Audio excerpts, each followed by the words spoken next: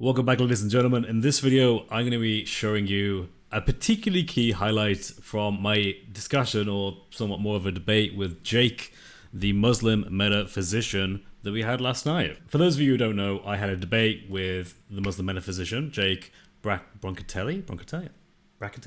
Something like that. Forgive me, Jake. But we had a debate on my favorite topic, the Islamic dilemma, and it was glorious because not too long in, I think about 20 minutes in or thereabouts, I had Jake admit that legal authority is still binding to the Christians and Jews today.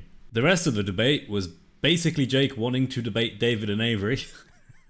I got the impression he was really annoyed I didn't bring David and Avery with me, because he seemed to care very much about debating them again rather than debating me.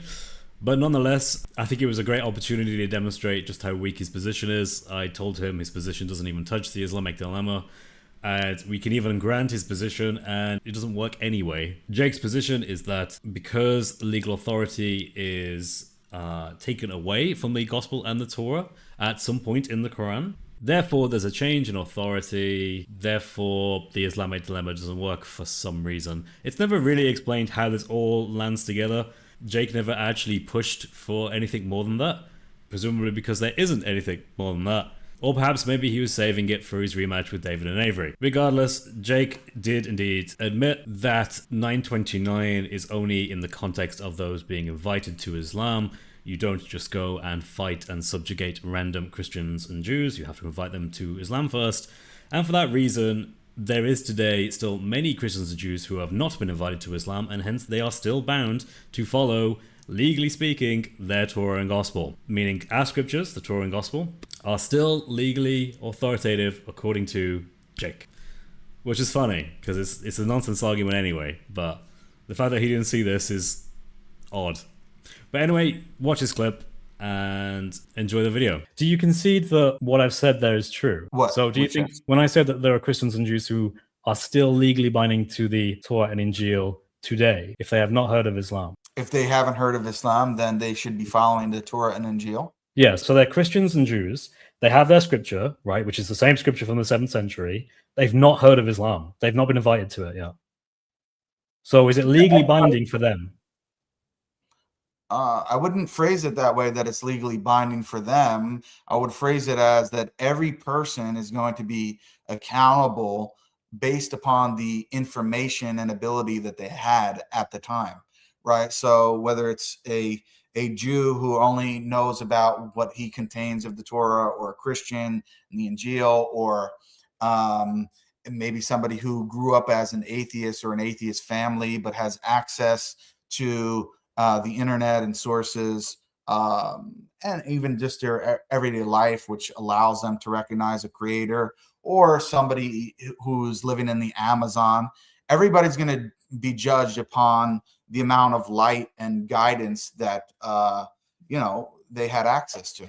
Okay, so the Quran says in multiple places that the Torah and Injil have guidance and light.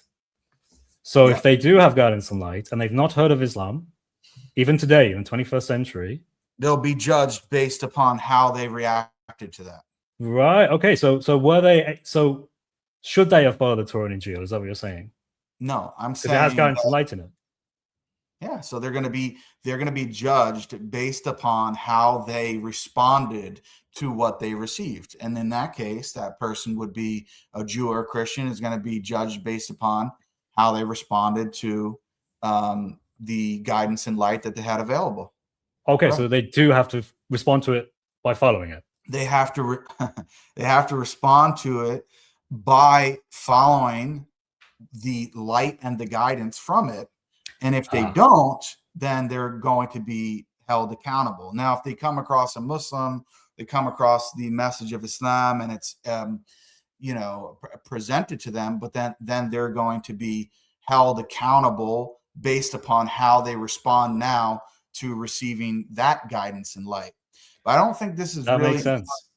I think you've just conceded. I would say the main focus of your argument is that there is a kind of legal authority that is no longer binding. I've just given you accounts even today of people that actually ought to follow their scriptures, the Torah and the Injil, because they have not heard of Islam. And by agreeing with me there, you've just shown that actually, no, the legal authority is still present today. No, no. Yeah, I think you've conceded. Just a quick note as well. My book is coming on swellingly. I don't actually know if I should write Jake's argument into the book because, to be honest with you, it doesn't work and it's pretty bad. But let me know what you think, if I should add that absolute catastrophe to the book or if I should leave it. It's up to you guys. But yeah, the book's on target to come out about March, April time. It will be on Amazon, available as a paperback, hard copy, or ebook. There is no audiobook, I'm afraid, because that would require me to recite a very lengthy text that is longer than the Quran from start to finish. I'm not doing that because I learnt my lesson from the last time I tried to do something like that. At least that was for charity though. Anyway, ladies and gentlemen, God bless you all, and I'll see you in the next video. Take care.